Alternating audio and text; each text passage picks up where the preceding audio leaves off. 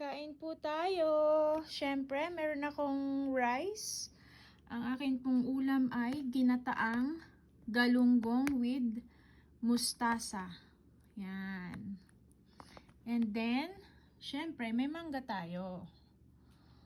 Yan. Kakatapos ko lang magpa-check up sa OB. At gutom na gutom ako. So, ito yung niluto. Ito kagabi ko pa to niluto. Yan. Ito na rin ulam ko kagabi. Kasi nag-crave ako ng something gata. Yan. So, tatlo yung niluto ko. Yung isa, inulam ko na kagabi. At hindi naman ako nagluluto ng marami kasi ako lang naman din ang kakain. Para hindi ako maumay ba. Yan. Yung mangoes ay binili nila mami kahapon.